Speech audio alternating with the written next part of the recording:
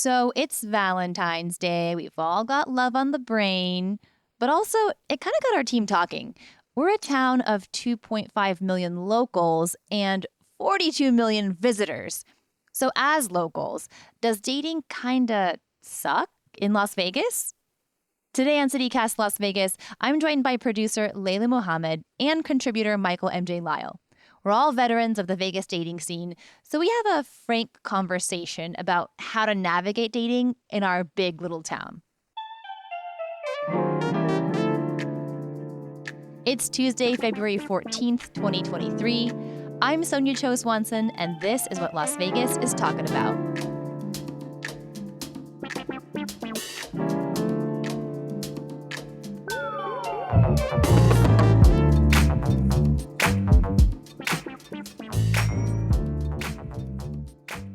Well, happy Valentine's Day. Welcome, MJ. Hello, Layla. Happy Valentine's Day. Hello. Welcome, MJ. Happy Valentine's Day to you both. So, of course, it being the holiday of love, I have questions for you about dating in Vegas. If you could sum up your Vegas dating experience with one movie title, what would it be called? I would say How to Lose a Guy in 10 Days, but that implies I can keep a guy for 10 days. But it is about a journalist, That's true. trying to, in a metropolitan city, trying to find love, which is so unrealistic in 10 days, by the way, but Yes. That's neither here nor there. Of course. Mm-hmm. I still love that movie. Yeah. What about you, Layla? I would have to say 27 Dresses. Ooh. The movie that's like Yes. always a bridesmaid, never the bride. Not that I Yes. want to be a bride, but most of my friends are in relationships. So I'm kind of in that weird limbo stage of, can I like steal you away from your significant other so we can just like hang out and I don't have to be a third, fifth, seventh wheel? Oh my God, I'm always a third wheel too. I know. Cuffing season went hard and I was not prepared. I prepared for flu season and COVID season, but not cuffing season. Exactly. What about you, Sonja? I was going to say Home Alone because I'm a little bit of a homebody, but technically I am actually in like a long-term relationship. I did get married last fall. Ooh. And I guess if I had to say, like, to sum up my Vegas dating experience, it would be the good, the bad, and the weird. Ooh. We'll That get would into be that. accurate. Yeah. That's a good one. That's a good one to describe Vegas dating. Yeah. So I got to ask you guys, because I feel like I hear this all the time from people, dating in Vegas sucks. What do you think? Do you think it's hard to date in our city? I think so. I mean, every big metropolitan area will say that it sucks to date there. But Vegas, I feel like it's really unique because our city's so transient. There's so many tourists. You don't know who lives here and who doesn't. So it's hard to navigate. I would agree. I understand like every city probably has its complications, and I've never really dated in a other large metropolitan city, but it does just feel weird. Like we have this whole different industry that caters to tourism, and people are like coming and going, and people aren't here for a long time. Even like in the political scene, people are coming and going all the time, and so it just feels a little bit weird. And we obviously have a good gay community, but it feels like I missed the boat. I feel like everyone like coupled up super quick by the time I was out. And maybe I'm completely wrong, but I feel it's a smaller gay community. And so that kind of adds a layer of complication to the intricacies of dating in Las Vegas. For sure. And I think we have to address the elephant in the room here, which is like we have 2.5 million residents and we have 42 million visitors in Las Vegas every year. So are tourists the problem? Are tourists clogging up our dating apps? Ooh, that's a good question because to MJ's point, the people who live here, you feel like you've met them all, you've seen them all, everyone knows each other. And so whenever you do come across a new face, my first immediate thought is, oh, they're a tourist, or they probably don't live here, or they're probably the horrible type of tourist who come here and tries to trick you and be like, oh, I'm traveling, or I live here part-time. Like, no one lives in Las Vegas part-time. I have a love-hate relationship with tourism because I know it's like our economy essentially, and so we need people to come in here. But yeah, some of them come here and they're just very weird because like they have this mentality about Vegas and people who live there. And so the way that they like treat people who live here is just not kind. Right. Like people finding out like I went to UNLV and it's like, oh, that doesn't sound like a very good school. Like I've had that. It's like people comment that multiple times. I'm like, well, thank you. That was a not needed comment. Yeah. I feel like on the flip side though, I have gone out and met tourists for drinks and it could be fun, but then there's nothing like long term, even if you might exchange numbers and chat here and there. I'm sure, Sonja, you could speak that long term is challenging. And also, do you want a commitment of long term off of one drink with a guy that flew in that you kind of randomly met up? So, yeah, that's hard. I mean, I should confess, the last time I was on the apps was like 3 years ago. So, but are you two all on the apps? Is that your primary way of dating in Las Vegas? It was last year. I've made a commitment to stay off of the apps. Really? Because it was just like I either was running into people who I've known for a very long time. People were like sending my profile to my friends and being like, look, I found Layla on a dating app. And I'm like, no. Oh my God, that's so mortifying. Oh. Like, yeah, it was horrible. It was funny, but low-key was horrible. And then you would run into tourists. Like I said, tourists lie and say that, oh, I'm here part-time or I'm here for a few months. Like, why are you in Vegas for a few months? Like, you're leaving tomorrow. You're not here for a few months. Right. do you have swipe anxiety where you stumble across someone that you know and like you have to think mentally like, how much do I like this person? But what happens if I swipe left? I did delete all my apps on January 1st. I was like, new year, new me. I don't need this. Only to re-download. Exactly. Like now that Valentine's Day is here, I'm like, oh gosh, should I re-download them? But I have that swiping anxiety of like, oh, I used to swipe right if I recognized you. And it was like, oh, funny, haha, I ran into you on a dating app. But then that got weird. And so I stopped swiping right on anyone that I knew. But then I just didn't like seeing people that I know, and people were still like messaging me and being like, oh, I saw you on a dating app. But it's weird. You know what? So this is making me think. I feel like the problem with the dating apps, at least in Vegas, is that we have both a small town problem and a big town problem, right? Mm-hmm. Our small town problem is that the locals are actually a pretty small community. And like you said, Layla, you're going to like run into people you know. Maybe you have the swiping anxiety, MJ. Maybe you have friends who are screenshotting your profile, which honestly sounds so horrible. What a violation of your privacy. Oh. Mm-hmm. Call out your friends, Layla. They know who they are. Okay.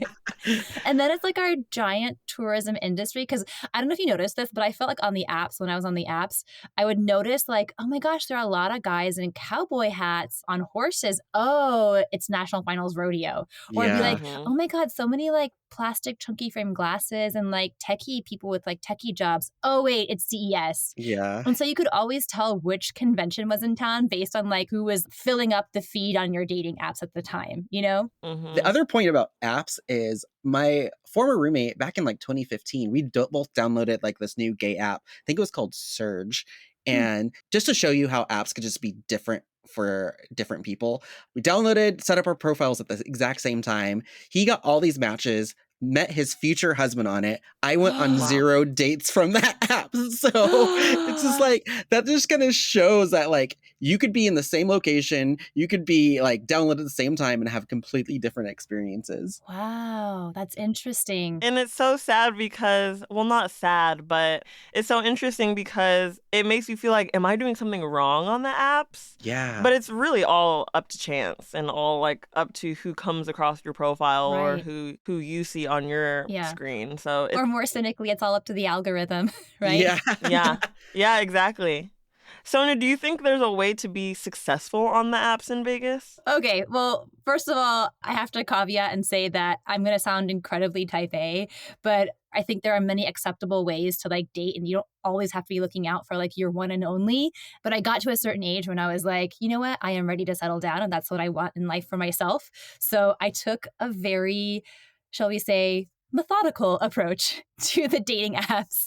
I created a 2-page bullet point list of everything that I was looking for in a partner. And then the second thing I did was on Bumble, you can actually pay for Bumble upgrades so you see who's already swiped right on you.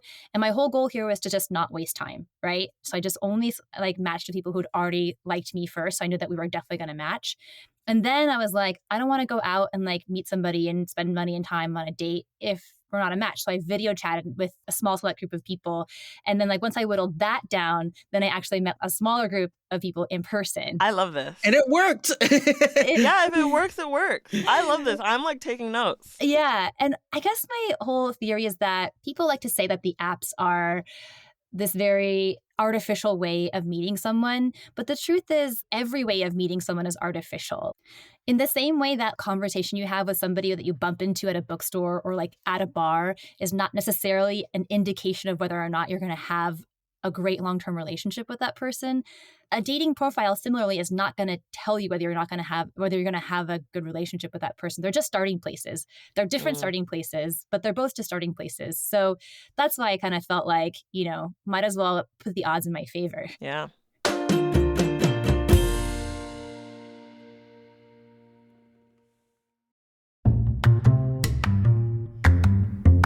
Hey, Las Vegas. I have a question for you. Have you thought about advertising on CityCast Las Vegas?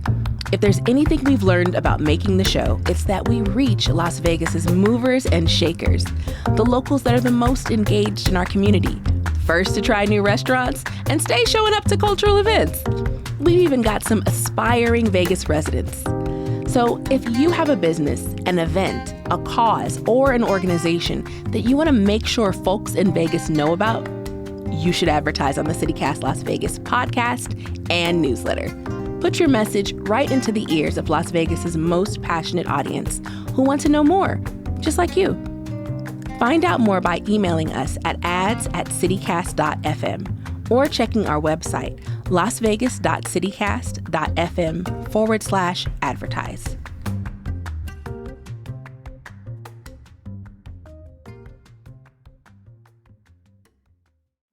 Layla, I wonder if this is how you feel too. And I think about my friend who found his future husband after getting a good amount of matches. He was very willing to go into that situation with an open mind.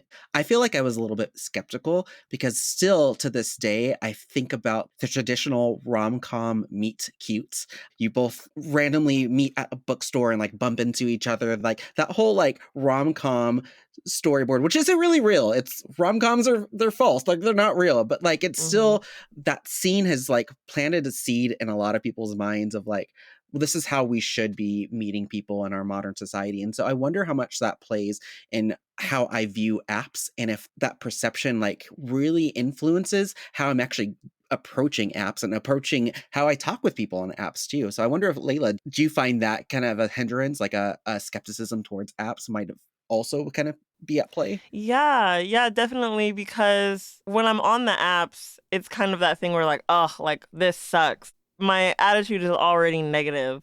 And so maybe I am projecting that attitude onto these people that I'm swiping on or these dates or just like the whole experience of being on the apps. But then when I'm out in person, like I feel more optimistic and more excited than I do about swiping on the apps.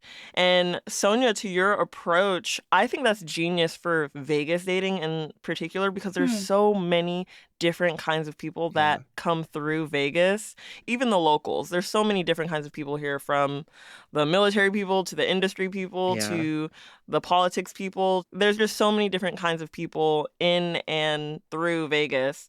So I think going on the apps and kind of taking a methodical approach, if you know what you want or if you know what kind of experience you want, kind of being prepared for that. Because I know when I first started on the apps, I kind of was just like seeing what sticks and not having a idea of what I'm doing, but having some sort of idea, especially in a town like Vegas, I think can help you. And to be clear, like a lot of me being methodical and figuring out what I wanted wasn't things like, oh, they have to have a graduate degree or they have to like look a very specific kind of way. It was like, when I talk to them, are they trying to like mansplain to me, and tell me that they know better than me? How do they talk about their family? So I don't think that I have some happily ever after story because I got married. I think my happily ever after is that I grew up and matured and went to enough therapy to get to a place where I could find a really good, healthy partnership for myself. That to me feels like my happily ever after. You know what that's called? What? Growth. Lovely. Oh. That's love an to see Insecure it. reference. So Okay, so I'm curious, you guys. Let's say you're having a first, second, or a third date, so pretty early on. Where would you take someone in Vegas for that early on date when you're still kind of getting to know them, maybe trying to impress them a little bit, but give me your ideal date night out. So I had like a good run at Yard House at Town Square. It feels so central. It feels so safe. You can go to a movie right afterwards. As much as Oh. like a foodie of I am, I love trying new restaurants. I don't think trying new restaurants on first dates might be for me, just because I know I love food and I don't want that impression to really hinder people's perception of me. And I know Like if that you're going to get too judgy, you mean? Is this like... yeah, and I get committed to my food where like I will not listen to your questions. And so Yard House, like I'm not gonna like grub that hard on food where I'm gonna be able to eat, drink, and like still have conversation with you and not like be Yeah, food focused. And so a basic spot. totally. Yeah. Yeah, I hate small talk. So I like to try to limit the amount of time I have to spend just talking on dates. And there's some great places to do activities in Vegas, like downtown Summerlin. Perfect place. You can go to dinner, go to a movie, go to the arcade, go to a bar, do an activity where it's not so dependent on the conversation.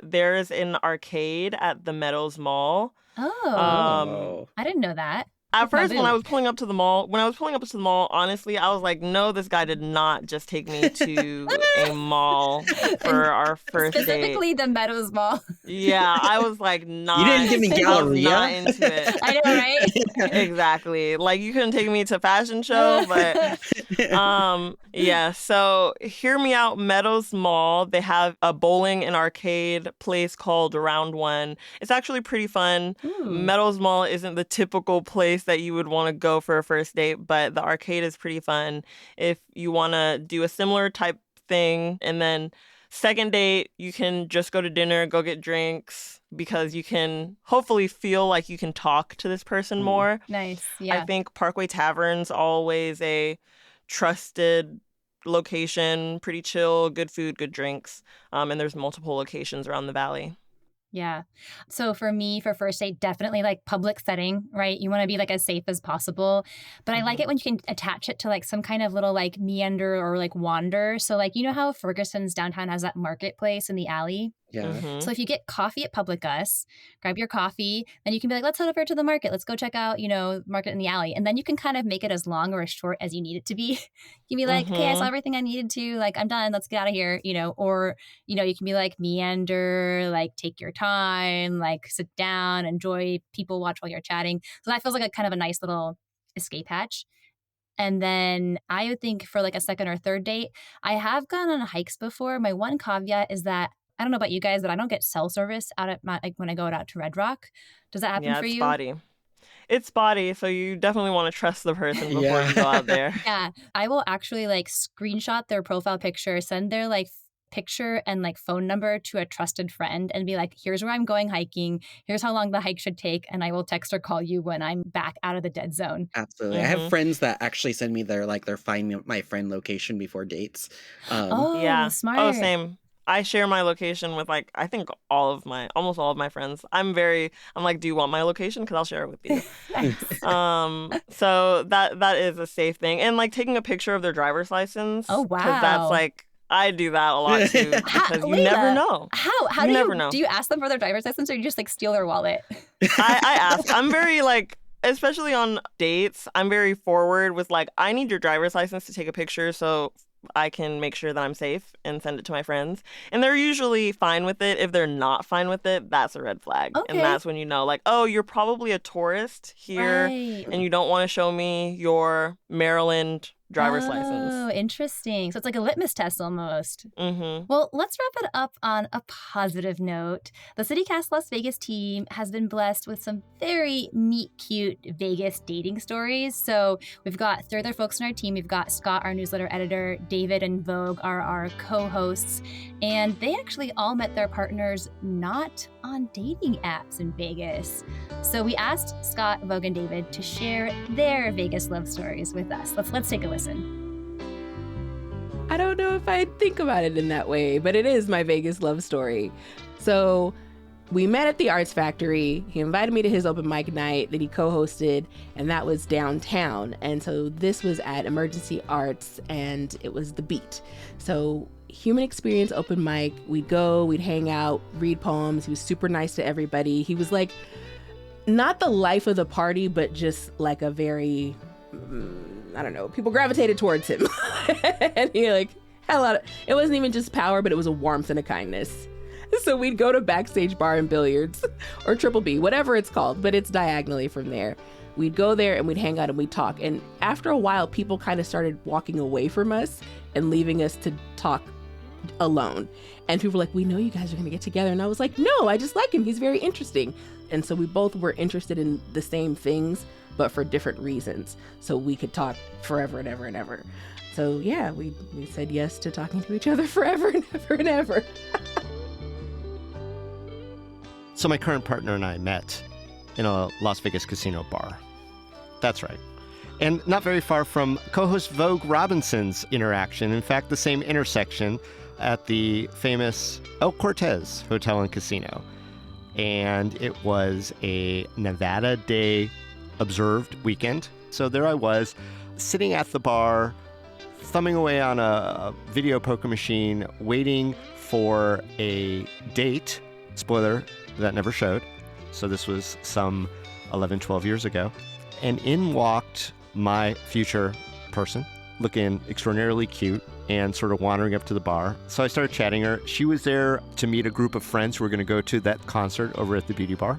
Then she sat down and she was trying to get the attention of the bartender to pay for a alcoholic beverage. And I said, I don't know if you know this, but there's a little trick here. If you gamble a little, you actually get that drink for free.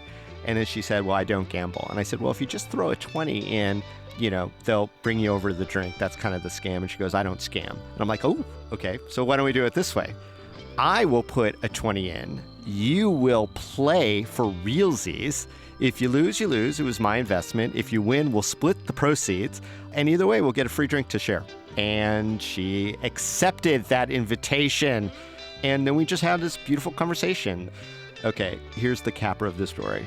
I, out of the blue, hit a jackpot on my video poker machine. And as is the tradition, when you're sitting at a bar and you hit a jackpot, you buy a round of drinks for the bar. And so I did. And all her friends automatically were like, we like that guy. And so we went over to the beauty bar together, 2 drinks in. And then my friend's band starts, and we're out on the dance floor, me and my beloved to-be, and really kind of hitting it off. And there was definitely a great vibe going on. And we're like, yeah, do we need to stay for the rest of the show? And we're like, no, let's go hang out and talk elsewhere. So we kind of left the beauty bar together and started a conversation that has not ended, thankfully. And so as much as I absolutely adore and love, Valentine's Day is no bigger or worse. Our Valentine's Day is Nevada Day. This goes back a lot of years. She was a friend of my across-the-street neighbor, but we ended up working together in the early 80s in a department store in Henderson called Skaggs at the time. And we worked the same shift, which ended in the evening. And so afterwards, everybody would sort of congregate out in the parking lot and lean against cars and you know, just gripe about management and so on, as one does. And just over time, we just sort of like started gravitating toward each other. And we started dating in like February of 1985, not to date myself. And I proposed, I believe, in March or April. And we got married in August. So it was sort of a slow burn realization, but I knew pretty quickly that she was the one. She's super intelligent. She has a very like cool, practical intelligence, which I completely lack, as anyone who knows me will attest. And she's very kind. She's a very incredibly generous person. And so when you find somebody like that and you prove to be compatible, you sort of glom on with super glom. And I'm hard pressed to think of a time when we an occasion when we spent more than maybe a week apart.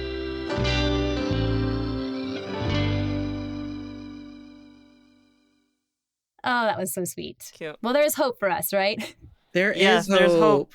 There's hope for meeting people in real life in Vegas. Yes. Do you have any last words or thoughts for listeners who maybe are single and trying to get out there and do the dating thing in Vegas, where dating ostensibly sucks, but maybe not all the time? Be open and know your worth. Beware the tourists, Mm-hmm. and don't be afraid to drive across town. If you're in Henderson, just take the drive to North Las Vegas. Just do it. It's worth it. Okay, great. Well, thank you both, MJ, Layla. This is so much fun. I had a great time. Same. Thank you, Sonja. Thank you for inviting me.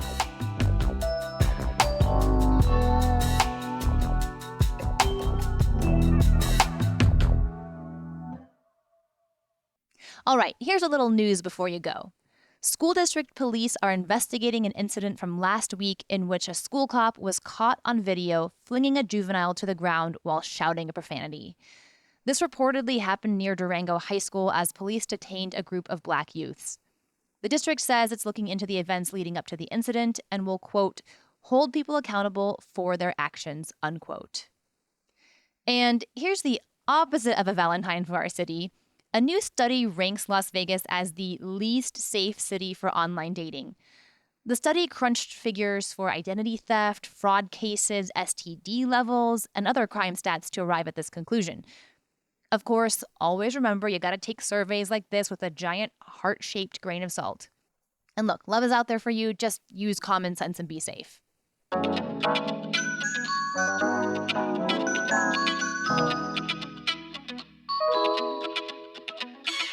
That is all for today here on CityCast Las Vegas.